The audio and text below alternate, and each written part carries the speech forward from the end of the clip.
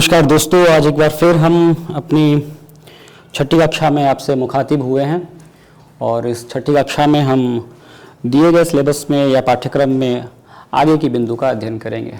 यह जो आगे की बिंदु है वह है आधुनिक काल में आपको अज्ञेय के संदर्भ में एक साहित्यिक परिचय से वाकिफ होना है। कल अज्ञेय को बतलाने से पूर्व अज्ञेय जिस वाद में प्रमुख रूप से और जिस वाद की स्थापना कर रहे थे और जिस दौर में लेखन का कार्य कर रहे थे उस दौर के विषय में आपको बतलाया और एक संक्षिप्त जानकारी उस संदर्भ में आपको मैंने दी, ताकि किसी भी चीज़ का सिलसिलेवार अध्ययन करने से पूर्व आपको उसकी पृष्ठभूमि का, पूर्व पीठिका का भली भांति ज्ञान होना अनिवार्य होता है।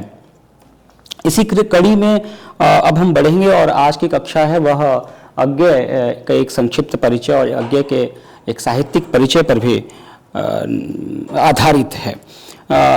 अज्ञेय का वास्तविक नाम सच्चिदानंद हीरानंद वात्स्यायन अज्ञेय था और इनका जन्म 7 मार्च 1911 को, जैसा कि लिखा हुआ है 7 मार्च 1911 को हुआ और इनका निधन 4 अप्रैल 1987 को होता है। इनका जन्म जो है वह उत्तर प्रदेश के कस्या जिले में जो देवरिया के अंतर्गत है वहाँ इनका जन्म होता है और इनका जो बचपन बीतता है वह लखनऊ में बीतता है। 1911 से 1915 तक का जो दौर ये इनका बचपन का है वह लखनऊ में बीत रहा होता है।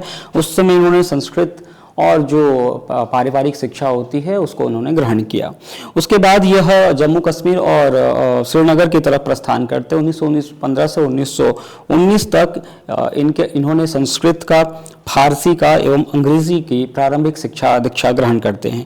1919 से 1925 तक का जो दौर होता है उस संदर्भ में ये बिहार आते हैं, जहाँ नालंदा और पटना में यह उस समय के बहुत प्रसिद्ध जो विद्या के एक स्थापित प्रतिमान थे, जिनमें स्वर्गीय काशी प्रसाद जायसवाल, राय बहादुर हीरालाल और श्री राखाल दास बंदोपाध्याय जी के संपर्क में आते हैं।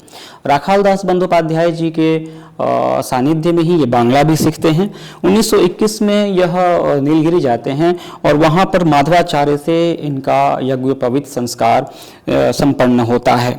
इसी के तदुपरांत यह अपनी माँ के साथ जालियांवाला बाग हत्याकांड के निमित्त यह के परिप्रेक्ष्य में यह पंजाब जाते हैं, जहां पर पहली बार अंग्रेजी हुकूमत के खिलाफ, साम्राज्यवाद के खिलाफ इनके भीतर एक प्रकार की बेचैनी उत्पन्न होती है। पंजाब से 1925 में इन्होंने मैट्रिक की परीक्षा उत्तीर्ण कर ली थी और 1925 से 1929 के बीच ये इंटर करते हैं साइंस में और क्रिश्चियन कॉलेज से मद्रास में जो स्थित है और बीएससी करते हैं फॉर्मन कॉलेज लाहौर से 1929 में। इसके बाद आपको यह पता भी होना चाहिए कि अज्ञेय क्रांतिकारी जीवन भी जीते हैं और हिंदुस्तान सोशलिस्ट रिपब्लिकन जैसी संस्था जिसमें आज़ाद जी थे, चंद्रशेखर आज़ाद थे और भी तमाम बड़े बड़े क्रांतिकारी थे, उनके साथ इनका संपर्क होता है और इस निमित्त में इन्हें कई बार जेल की यात्रा करनी भी पड़ती है, इन्हें कारावास भी होता है। और इसी कारावास के दौर में ये कुछ रचनाएं लिखते हैं, जैसे शेखर एक जीवनी ये लिख रहे होते हैं और जब ये भग्नदूत ये लिख रहे होते हैं जो 1933 में प्रकाशित होता है। 1936 में यह अब वापस जीविका के लिए कर्म के क्षेत्र में प्रवेश करते हैं और उस समय में ये सैनिक का संपादन करते हैं। फिर उस संपादन को छोड़कर यह किसान आंदोलन से प्रेरित होकर किसान आंदोलन के उत्थान हेतु काम करते हैं और इसी अवधि में अंग्रेजी के प्रसिद्ध विद्वान जो बाद में हिंदी के भी प्रसिद्ध विद्वान बने, आचार्य श्री राम विलास शर्मा जी, प्रकाश चंद्र गुप्त जी, भागभूषण अग्रवाल जी, प्रभाकर माचवे जी और नैमिचरण जैन जो हिंदी के काफ़ी प्रसिद्ध ख्यातिकार साहित्यकार रहे हैं, इनके साथ इनका संपर्क होता है। इन तमाम चीज़ों के साथ धीरे धीरे यह 1947 में और 1950 के बीच इलाहाबाद में प्रतीक नामक पत्रिका का भी प्रकाशन करते हैं। 1943 में यह उसके थोड़ा सा पहले अगर हम आते हैं तो इन्होंने 1944 में शेखर एक जीवनी द्वितीय भाग का प्रकाशन होता है को लिखते हैं और श्रीकांत जो इनकी अनुदित रचना थी उसका भी प्रकाशन होता है। इनकी एक और रचना थी कोठरी की बात, जिसका 1945 में प्रकाशन होता है। 1950 से 1955 के बीच इन्होंने ऑल इंडिया रेडियो में नौकरी करते हैं और इसी अवधि के दौरान इनकी प्रमुख रचनाएं बावरा अहेरी और नदी के द्वीप प्रकाशित होते हैं। दूसरा सप्तक अरे यार याद रहेगा और जय जयदोल जयदोल का प्रकाशन भी इसी दौर में होता है।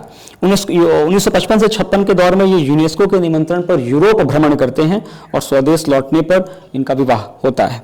इस प्रकार से चीज़ें आगे बढ़ती हैं और 1964 में आने पर आंगन के पार द्वार, यह इनकी जो रचना रही है, इस रचना पर इनको भारत सरकार द्वारा साहित्य अकादमी का पुरस्कार मिलता है। तमाम बड़े बड़े चीज़ों से होकर ये आगे बढ़ते हैं। 1965 में ही ये एक साप्ताहिक था दिनमान, जिसका संपादन करते हैं और फिर जीवन में अनेक प्रकार के पुरस्कारों के माध्यम से, अनेक प्रकार के यात्रा वृत्तांतों के माध्यम से व्यक्तिगत जीवन में ये आगे बढ़ते हैं और हिंदी की सेवा करते हैं। 4 अप्रैल 1987 में इनका निधन हो जाता है। दोस्तों, हमें यह ध्यान में रखना चाहिए कि जिस दौर में अज्ञे लिख रहे थे वह दौर प्रयोगवाद का था और प्रयोगवाद से ही निश्रित होती हुई नई कविता का भी दौर शुरू हो जाता है। 1953-52 के बाद से 53-52 के बाद से नई कविता का एक दौर शुरू होता है। नई कविता और प्रयोगवाद में बहुत अंतर नहीं था, एक ही धारा के भीतर से दूसरी धारा स्वतः ही उत्पन्न होने लगती है। कई सारे आलोचक यह मानते हैं कि नई कविता का पूर्वार्ध प्रयोगवाद है और उसका उत्तरार्ध पूर्ण रूप से नई कविता है। यह इनका हस्तक्षेप दोनों दौर में रहा है। ये प्रयोगवाद में भी लिखे हैं और यह नई कविता में भी लिख रहे होते हैं। तो इसीलिए इनकी विशेषताओं में दोनों ही भावधाराओं की, दोनों ही काव्य धाराओं की विशेषताएं पाई जाती हैं, जिनका मैंने संक्षिप्त उल्लेख यहाँ पर किया हुआ है कि इनकी कविता अपने 4 प्रमुख चरणों से होकर गुजरती है। पहले चरण में विद्रोह और हताशा है, दूसरे चरण में शक्ति संचय होता है, तीसरे चरण में निस्वार्थ आत्मदान होता है, मतलब जहां जिसकी प्राप्ति की कोई आशा नहीं होती, उसके बावजूद आत्मदान करने की जो प्रवृत्ति होती है, त्याग करने की जो प्रवृत्ति होती है, उनकी कविता तीसरे स्टेप में, तीसरे चरण में उसका अतिक्रमण करती है। चौथे स्टेप में वो मानवीय दायित्व बोध से प्रभावित होते हैं, कहां पर मानव जीवन को उत्सर्ग में स्थापित होना है, कहां पर उसको अपनी जिम्मेदारियों और उत्तरदायित्व से वाकिफ होना है, किस प्रकार से सामाजिक आंदोलन में उसे प्रवृत्त होना है। इन तमाम चीजों के आधार पर उनकी कविताएं मुखरित होती हुई दिखाई पड़ती हैं और जो भारतीय अस्मिता की पहचान है, यह भी उनकी लेखनी में भारतीय अस्मिता यानी कि भारतीय संस्कार, भारतीय संस्कृति की जो अदम्य इच्छा शक्ति है, वह भी कहीं ना कहीं उसमें मुखरित होती हुई दिख जाती है। तो ये 4 प्रमुख चरण है, इन 4 प्रमुख चरणों से होती हुई उनकी कविता आगे बढ़ती है।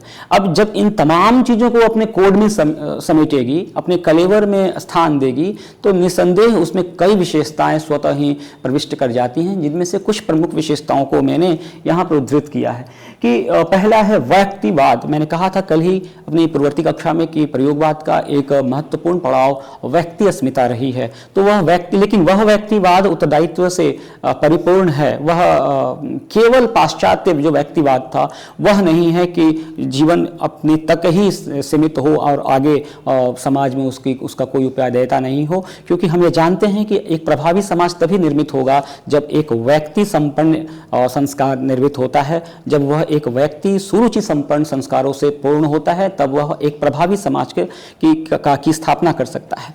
यही कारण है कि उनमें वह व्यक्तिवाद स्थापित होता हुआ दिखता है। दूसरे स्टेज में आते हैं, यानी दूसरा जो उनकी विशेषता है, दूसरी विशेषता है वह है यथार्थवाद।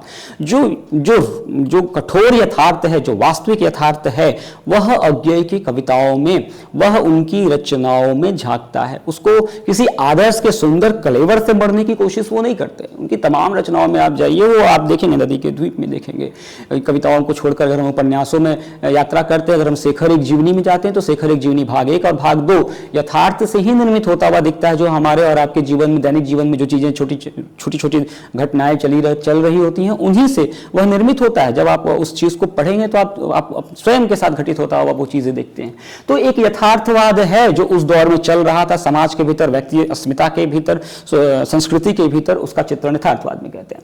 बौद्धिकता और नए मूल्यों का चित्रण, आप यह जानकर बड़े आश्चर्यचकित होंगे कि जो पुरानी बौद्धिकता, या आप यह कह सकते हैं कि बौद्धिकता का दौर तो हर एक वाद में रहता है, लेकिन यह कहता था तो यह तर्क पे आधारित जो बौद्धिकता होती है वह उस पर आधारित है कि हर एक पर प्रश्न चिन्ह, हर एक तथ्य की अस्मिता पर हमें बारीक नजर रखना, प्रश्न चिन्ह खड़ा करते हुए उसके मूल स्वरूप को पहचानने की जो अक्षय जिजीविषा होती है वह बौद्धिकता के दायरे में आती है। और तब उससे जो नए मूल्य सृजित होते हैं, तब उससे जो नए भाव प्राप्त होते हैं, हैं वह नव मूल्यों के चित्रण में, उनका चित्रण वो अपनी रचनाओं में करते हैं।